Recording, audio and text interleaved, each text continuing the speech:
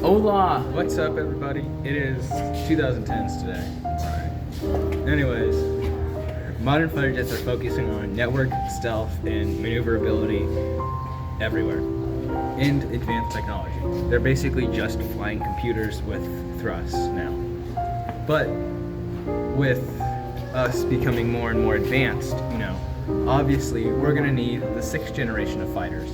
So that's where America's coming up with the NGAD program, Next Generation Air Defense. We're getting the F-47, which is a jet, twin engine jet that could be piloted by a human, or it could be piloted empty. It could be a drone, which some aircraft already can do, like one of them. Anyways, with that coming out, the F-35 is going to have another aircraft it's able to share its multi-networking capabilities with. This fighter, though, is going to be so advanced, it's going to get the most advanced fighter in the world, most stealthiest fighter, and the fastest fighter in the world. Damn straight. Yeah. Currently, right now, because that's still in development, all we have for the highest defense is the F-35s and stuff. So we're just mostly going to be talking about the F-35s and what it's capable of. And we're going to be talking about why it was effective. So essentially, Mr. Clay, here comes another card. Wow, 2 in the same 10 seconds, man. That's crazy. Yeah, pretty much stealth technology continues to improve. With this improvement in stealth technology, so comes the improvement of the trying to find them. So if we can find them, then we can win and we can kill them. But we don't want them to find us. Yeah, so pretty much drones, they're beginning to change the air combat strategy in military planning. Because we can just go in, we can just fly in, like in Ukraine, we can just fly in, we can just kill people. We need to add something onto planes. I don't know if planes do this. Have planes been able to hijack drones midair? Yeah. Exactly. That's what we do. We need to use it for these tiny jets that are going in and boom, killing people. That is something that our jets need to learn how to compact. The F-35 already good. We can disrupt signals, completely jam the drones, and it can hijack them. Then how can it hijack the small ones? The super small ones, not yet, but that's why we're improving. Because people use these tiny drones, boom, you're dead. Seriously.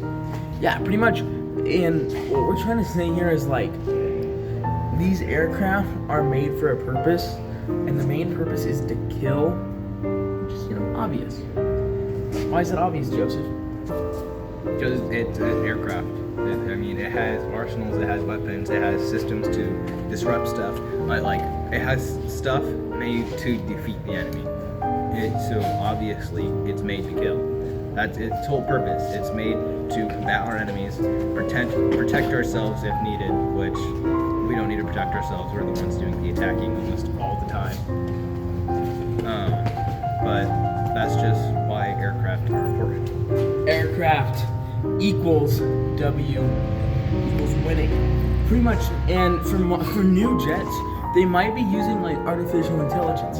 AI, Gronk, Snapchat AI may be used. You know what else is AI? This person.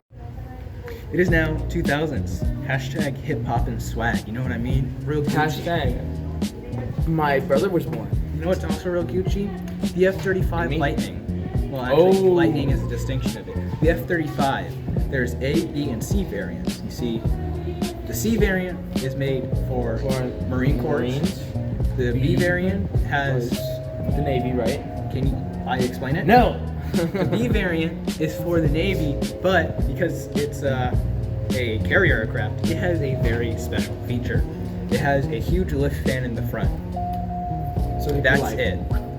I'm kidding, no. Its whole engine can twist down and generate thousands of pounds of thrust and vertically lift off like the Harrier in helicopters. But there's still the A version, which is just made as a normal fighter.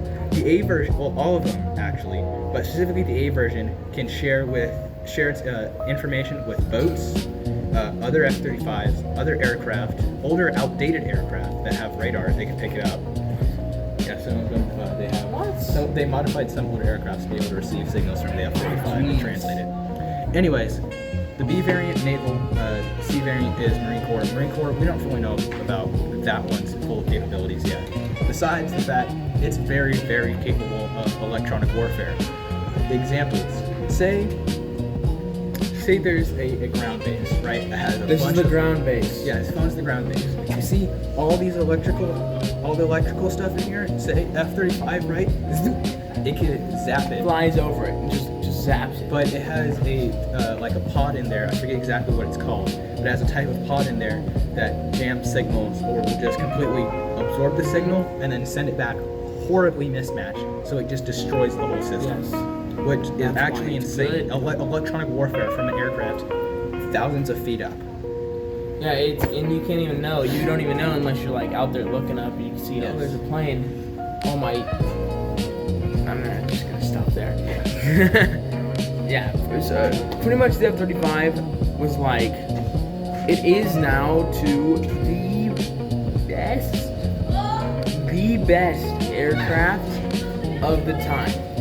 It is like the most advanced aircraft out of all the other ones in the entire world. Not only can it like, you literally can't see it on the radar. Isn't it like a B-sized dot? That's the no, It's smaller. Actually, no, it does. It's like a tennis. A tennis ball. Mr. Clay, this thing is as big as your classroom, and it shows up as a literal tennis ball on the radar. Fun fact that's completely not related to the F-35. When they were testing the B-2 bomber for its radar signature, it showed up as a bird signature for a very specific reason. It doesn't have a radar signature. A bird landed on top of it, and it picked up the bird as a radar signature. Which is kind of cool. I mean, that's not a... When was the B-2 made? Regardless, Mr. Clay, regardless. a So... bomber the size of like the gymnasium doesn't even have a radar signature. Doesn't have a radar... You can't even see it. That's crazy. Yeah. Yeah, really, the program faced delays, like when they were making it, Right. technical problems, and super duper high costs. Yeah. Supporters believe that the F-35 represented the future of warfare, and it is the future of warfare, especially at the time and now. And I mean, does it have ChatGPT on board to give you answers? No, but I'm sure That's what you have your base for. They just tell you what to do. Yeah, it literally they can literally text you Yes. in the sky, and you'll know. It's Because the F-35. insane. Well, while America was in NATO, we aren't anymore for reasons. Anyways, when we were in the NATO, we gave a bunch of countries the F-35, including Israel. Israel has Israel. F-35I. Denmark has F-35s. France has F-35s. Britain has F-35s. Did I say Denmark? Yes. What's cool about Bulgaria has F-35s. Bulgaria, yeah. I think Romania. Yeah, Yeah, Romania also has does. Remember, F-35s. because remember those Well, pictures? those are the F-16s, but I'm pretty sure they also have Regardless. But the reason why this is important, Mr. Clay, is because a lot of these countries have very, very similar technology. They are not the same. We never gave out any planes with the exact same technology as the F-35, right? Or any plane at all, really. Yes, we gave them specific versions of. For example, I'm just going to use Israeli for an example because it's just easiest to do. It's For Israel. example, the F-15, they wanted the F-15. We said no, we need the F-15I. The I is the designation for which country it goes to. I for Israel, F-35I. F-35 Israeli, F-15I. F-15 is for Israel, blah blah blah, and so on. Same with other countries. Israel. Yes. And that's important because now, based off of Israel's war tactics, if Israel were to fight other countries, they have extremely similar warfare technologies to what we have. I mean, we've given them a lot of stuff, Yes. which means that we could literally die. Yes. Well, actually, we couldn't. We would beat them in a fight, but still, But we won't if- because they give us too much money. Yeah. The funny thing is, well, actually not the funny thing. The horrible thing is, if Israel gets attacked, they're killing everyone. What? Yeah, that's in their doctrine. If they get attacked, they're just going to launch nukes on every bit of the world, so no one else survives. Jeez, Netanyahu. They Thanks. have the type. I die, you die protocol. Is what it is. Oh, like Kim Jong Un. Yeah. So it's fucking. It's great. Yeah. Anyway, Lovely, lovely. Yeah. So that was. Hey, Baron 2000. cameo. Yeah, Baron. Yes. Like every time, Mr. Clay. That was don't worry. 2000s. We went from. We went from like planes that were like shaking, in the sky to planes. We went to planes that literally have the exact same capabilities as you looking up. Like, say you go on ChatGPT, Mr. Clay, because I know you have. I know you'll break us with that. Yes, you will. These planes have incredibly great technology that shapes how we even make a non-military aircraft. Like, because of the F-35, we have made radar to we. Anyways, that was the 2000s. He doesn't know how to talk anymore. We'll see you on the flip side. Hashtag crank ya soldier boy. What is up, everybody? It is now the 90s. Hola. It's the 90s, nothing really exciting. Just kidding. The F-22 was developed, along with the YF-23. More on the YF-23 later. But the F-22 was a prototype for new lightweight stealth fighters that were still maneuverable. So the F-22 was built, prototype was built 1990s, started flying in 2000s. But the way it works is it has 2D thrust vectoring engines. It has an interior bomb bay that can carry missiles. It can go Mach 2.5. It's most stealth. Can you not? It has a stealth coating on it that helps it like just get rid of radar. The paint eats radar signatures, which is insane. I don't know how we figured that out, but okay. Because we're the best. Anyway, it's the epitome of modern air superiority. But there's two epitomes of modern air superiority. The YF-23 as well. The YF-23 was a prototype built by Northern Gumdrop. Yeah, Northern Gumdrop. Northern Gumdrop. I forget how to pronounce their name correctly. Anyways. Gumdrop like the candy. Joseph just knows these things. Anyways, the YF-23 was a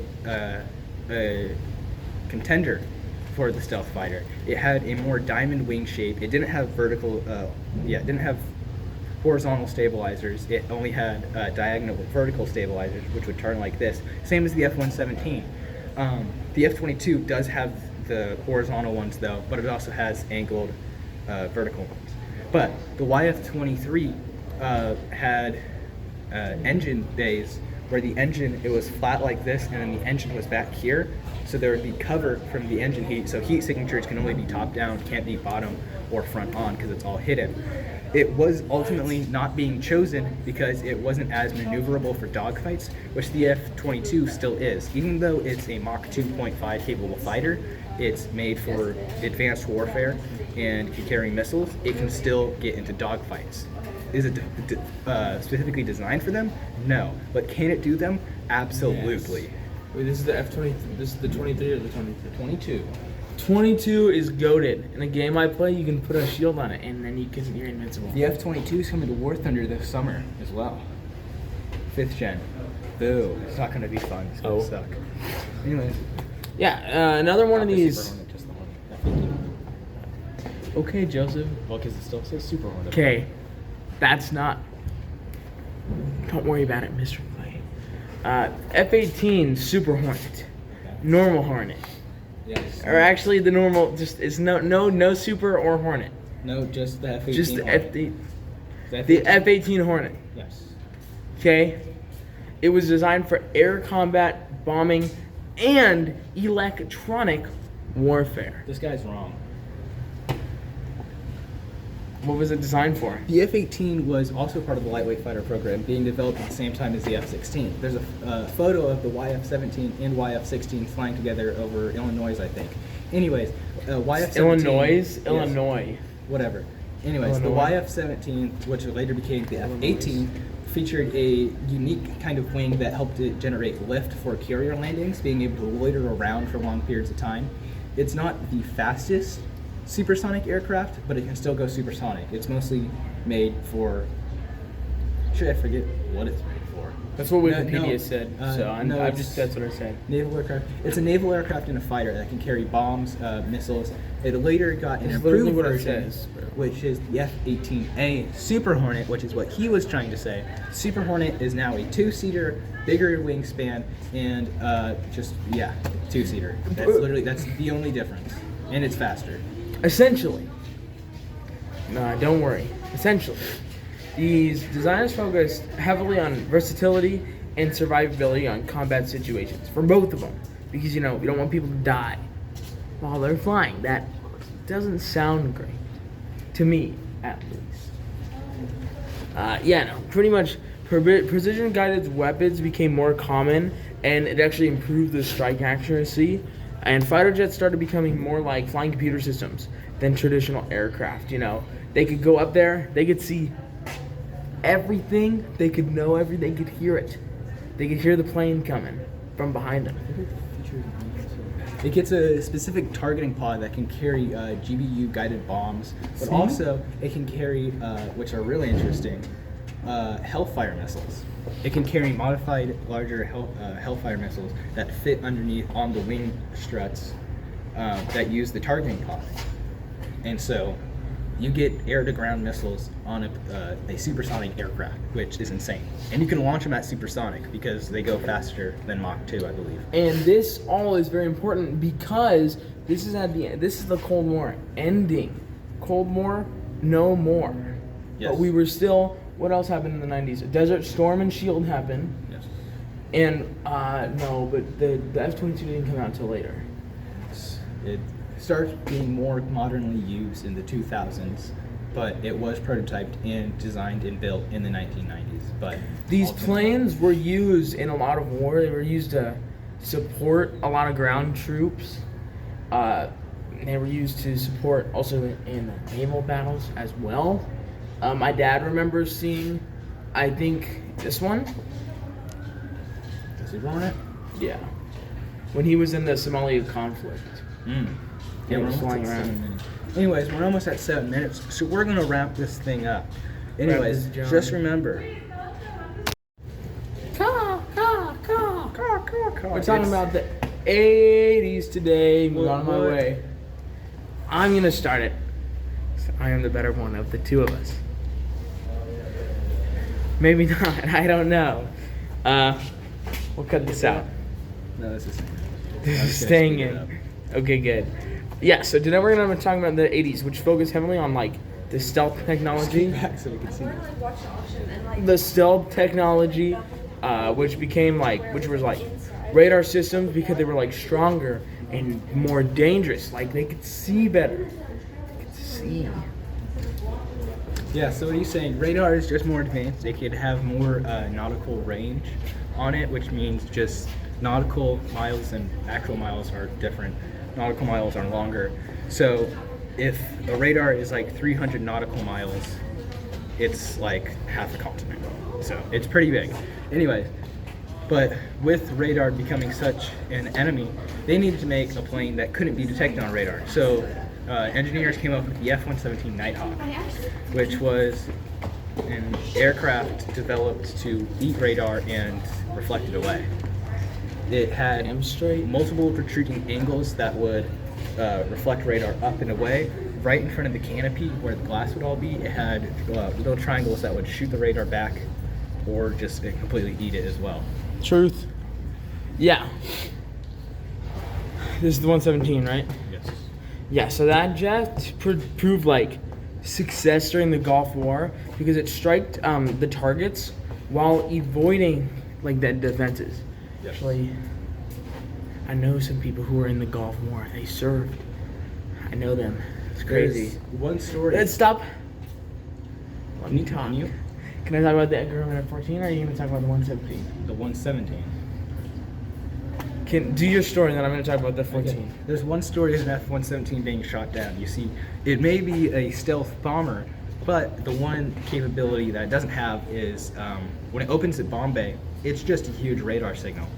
So when it opened its bomb bay to drop on a mission once, they got a faint radar signature, but they knew a strike was coming, so they locked onto it and they shot it down. The pilot did survive, but the aircraft was destroyed. Which is good so they didn't take our stuff. Yeah. Which is W's for realsies for realsies. Wait, so now we're talking about the F-14. Yeah. Go ahead. The F-14. The Grumman F-14 Tomcat, it used variable sweep wings for both speed and maneuverability. You know, like the Top Gun plane? That's the F-14, correct? Yes. So it could be like a bird It could go from pretty flat, to like this down. At like I think it was How So fast? that's the Russian that can go to a 62-degree angle. How fast could it do that? It could go pretty quick though. So It could go. it needed to do it. Yeah, so pretty much what I'm trying to say is the F-14 carried like advanced radar systems for their long-range Phoenix missiles, Yes. which is correct. Yeah, so pretty much stealth technology and the advanced electronics changed military strategy during the Cold War, at least this part of the Cold War in the 80s. We were starting to like rank up, especially in technology. Well, we were always the highest one, but still, we were starting to learn these things before the other countries did, which means that we were always and always will be the better one. Still not done talking about it. You just went on a fucking useless rant. Anyways, the F-14 was able to travel at a astonishing Mach 2.3 with its wing fully swept. Was able to carry a payload of 4 Phoenix missiles, but if needed in a very, very needed situation, which luckily never came, it could carry 6 and then 4 extra AIM-9 missiles. But F-14, it was originally built to intercept subsonic high-altitude nuclear bombers, but luckily it never had to do that. That's why the Phoenix missile had a 3-minute burn time, and the radar could lock on from 300 nautical miles out, which basically was a ground radar smacked into a plane and then altered for air-to-air. Heck yeah, brother. So it's just really good. Anyways, That's the F-14. 80s. Shh. Is that the 80s? That's the 80s done, right? Yeah, it's the 80s. Let's do that outro. All right. You guys want to be in our outro? No, I'm good, bro. See, this is what's wrong with today's society. What is up? It's the 1970s. The Vietnam War showed the United States that they couldn't compete in dogfights, even with advanced missiles. So they decided to create the F-15 Eagle. Heck yeah, brother. The McDonnell Douglas F-15 Eagle, as they say. Hell yeah, Thomas. Hell yeah. I don't know who that is. What do you mean? Everett. Go read. Oh, sorry. I'm just reading our notes. Yeah, no. It was created for its air superiority and like its maneuverability and all that jazz. It was like a good plane because it worked like the best in the 70s, right? Isn't that right, Joseph? Yes. The F-15 used F-100 engines, 2 of them, which gave around 1,397 pounds of thrust, I believe it was. Advanced radar systems with a look-down, shoot-down, head-on radar. Larger wings. It's a slight form of a delta wing, modified delta wing, that cuts abruptly in a sharp angle to generate more lift. Yeah, the F-15 was kind of like, it was made for war, right? What war was in the 70s, Joseph? Cold War. Exactly. We needed to compete with them. That's why we made that thing. Another plane that was like introduced in the 1970s. Do not touch me again. I didn't touch you. Yes, you did. Okay, just the whole fucking school podcast our thing. I can cut it out. And then, whoa, how did... We shouldn't cut this. We can't cut it out. Anyways, no. We're back. Nope, my turn. I'll introduce the F-16, which is a fighting Falcon. It was a lighter and cheaper, and it was designed for all-around agility compared to the F-15. Yeah, so F-16 its prototype was in the 70s, but it was actually introduced for military flight in the 80s. Back to the F-15, because we were abruptly stopped by this guy. Anyways, No. Anyways, the F-15 is a multi-role aircraft, specifically made first to be a fighter and strike aircraft, but now it can be fighter, strike aircraft, or a bomber. So it's really all 3. It also has a multi-purpose fighter, a 104 to 0 kill ratio. Most of those kills were by the Israeli F-15s. Israel. Yeah, cutting that out. Anyways, yeah, the F-16 was introduced, its prototype was in the 1970s as part of the lightweight fighter program. Because the F-15, she's a heavy gal, all right? She's also a field chugger. She needed to get conformal fuel tanks that fit onto her airframe to make it where she's able to fly better. I'm really just calling the jet the she, so actually, well, you're supposed to. Yeah. Yeah, no, both jets became major symbols of the American power during the Cold War. Because of this, fighter jet design began focusing more on maneuverability, radar systems, and pilot awareness over just, going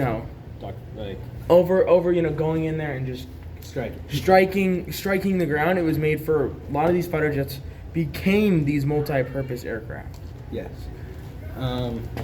But yeah, the F-15 and F-16 just proved that we early on were able to figure out how to combat our enemies and air-to-air and ground striking capabilities. So that's why it's useful, because we need it to beat the enemies, which were the Soviets in the Cold War. I don't know what he's doing. Anyways, that is the end of the 70s. We'll see you for the 80s. Ace. Boom.